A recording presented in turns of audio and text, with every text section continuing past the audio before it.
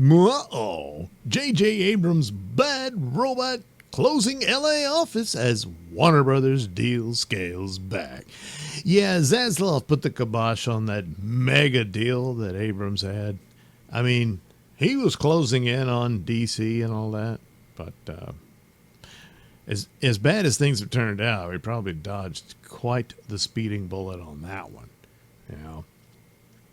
But anyway, this is something that's not really all that surprising. The power of Bad Robot has been greatly diminished for quite some time. And the first big sign of that was when, for the millionth time, well, not the millionth time, but probably actually the fourth or fifth time they did. I don't know, they kept chasing Star Trek 4. No, not the Voyage Home. I mean the Kelvin Trek, you know. You know, they announced it right in the midst of Star Trek Beyond, you know, but couldn't get it off the ground, couldn't get investment to bet on it and all this sort of stuff. And then finally, they announced it yet again that the film was back on and we're getting ready to go into production. And in the following year, we'd start filming and all that sort of stuff. And JJ himself came out and said, yep, Star Trek 4 on the way. And then immediately everybody else, and most notably the cast, like Chris Pine himself, that's news to me. I haven't heard anything. There's no script, you know. And then it all went away very quickly.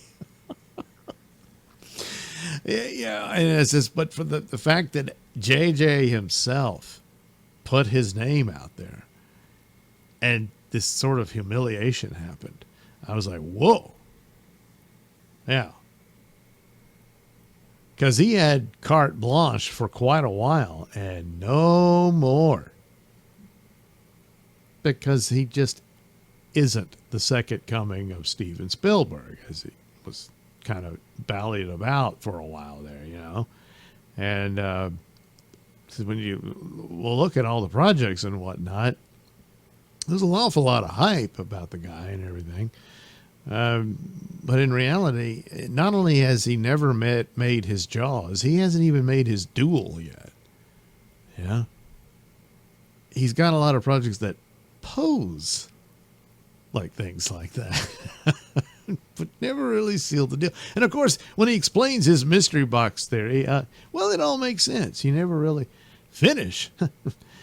Why would you do that? Anyway, J.J. Abrams is downsizing Bad Robot, closing the company's Los Angeles office. And look, as bad as things are for Bad Robot, it's no longer, you know, king of the mountain anymore. This probably tells you a lot more about Los Angeles and Hollywood than Bad Robot itself, but anyway, shifting operations to New York, well, as the production banner adjusts to a leaner business model. Oh, yes. According to reports from Deadline and Variety, Bad Robot is reducing its overall footprint, with cuts said to affect the company across the board. Rather than just one division, the company is expected to continue developing film and TV projects. You know, well, what else is it going to do? With a smaller in-house team, while also relying more on outside producers. Yeah, something they should have done some time ago, really, because, you know, so he's got to downsize, you know. So Warner Brothers, yeah, well, that's the deal. That was their big deal, and then that went away, and there was, yeah, and then it's just the power that Abrams once possessed is no more. So he wasn't going to be able to replace that Warner Brothers deal. And even if Warner Brothers wanted to, it can't. So the bigger takeaway is what this says about Bad Robot's Warner Brothers arrangement. Bad Robot renewed with Warner Brothers in December 2024. But the new agreement was no longer the rich overall deal the company landed in 2019. Instead, it shifted to a more modest first look pact covering film and TV, which of course is the first look. And so he presents it to them and they're like, thanks, but nah. So then you got to shop it elsewhere and maybe it'll get picked up. Maybe it won't. And then you got nothing. So anyway, that change reportedly meant less financial upside and a smaller structure than Bad Robot had under its earlier 9-figure setup. It was ridiculous. And then that sci-fi series he wanted to do, I forgot the name of it, but it was horribly expensive. And so when Zaslav took over, and his buddy Ann Sarnoff was no longer there, he's like, "What are you, stupid? No." And everything went away. And he said, "Hey, his black Superman with Ta-Nehisi Coates, yeah, that's still languishing out." No, it isn't. And so that was that. He chased that identity politics crap, to cover up just how bad the productions were, and they weren't. There was really nothing there. So that's the secret to the mystery box. It's empty. There's nothing in it. Not even a cat, dead or otherwise. So once you realize that, then it's like, who cares what he says? Of course, things like Star Wars hurt him, even though in a lot of ways that really wasn't entirely his fault. There's a lot of other people. So even if he hadn't been involved at all, it still probably would have gone the same way. Because of Kennedy and the like. So that sort of thing. The Star Trek, the movies, which are nowhere near as well. That second one's pretty awful, but nowhere near as bad as what Secret Hideout did on television. But the first one that JJ did, it's not bad. It's a fun film. The other two, well, if Star Trek Beyond had actually been their second movie, they probably would have been in better shape. It's not that great, but it's leaps and bounds better than that second movie, that Into Darkness. Holy crap, was that awful.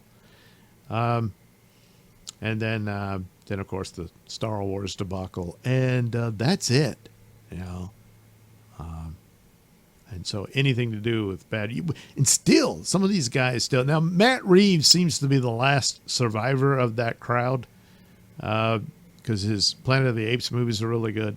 Now he's doing Batman, but I didn't care for his first movie. Hopefully the second one is better. But that Penguin show, which, he had a producer title in it, but I don't know how much he was involved in it. But that was a damn good show.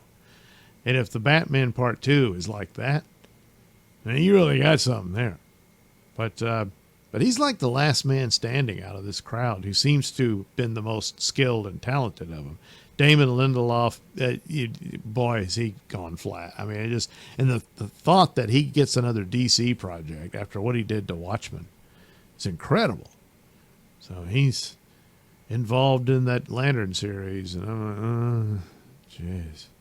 So, hey, it might be better than Watchmen. It would almost have to be by accident, Well, anyway, but Bad Robot isn't done. It still struggles on, So even with the cutbacks, Bad Robot is not shutting down. No, it's just, going on a diet. The company still has major projects in the work, including The Great Beyond. Oh, no, if you're going to The Great Beyond, it's over. Oh, you mean the title of it. Abrams' next directed film. So that's one he's actually going to direct. But right now, the next thing he's got coming up real quick is The End of Oak Street, the David Robert Mitchell sci-fi thriller. And so he's producing that. But see, that's a Bad Robot project. So there you go. So he's got stuff in the works. It's just not the mega, catalog of projects that he intended to do. But everything, the woke era ran out of gas, and then, boy, the chips are coming in and you had to pay and everybody was broke. So anyway, Variety also reported Bad Robot remains active in TV and animation with projects including season number 2 of Presumed Innocent and other titles, in development. So basically, Presumed Innocent is a go. Everything else, who the hell knows? It could happen, though. They did do that Batman animated thing, which was set in the 40s, and that was the best part about it. The rest of it is like, what are you doing? So will there be another season of that? No. Otherwise, you would have heard about that by now. So, Yeah, the idea of setting Batman and Superman in the 40s. I kind of wish they were doing that, even in the live action thing. But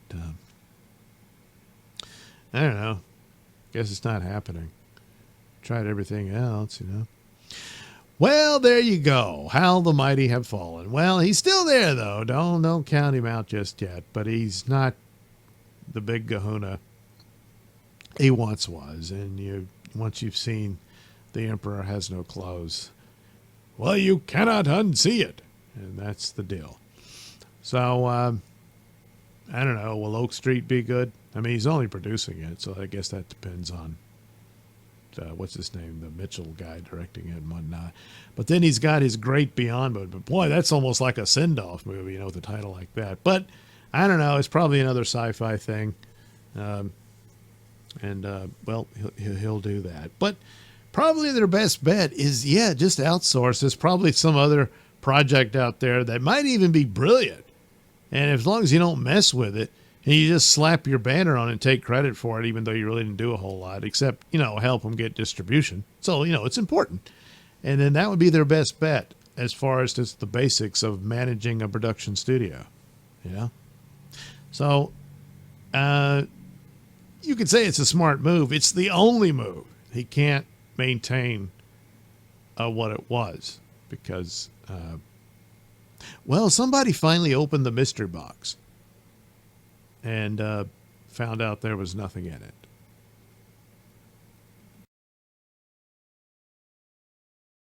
Shh. Bad reboot.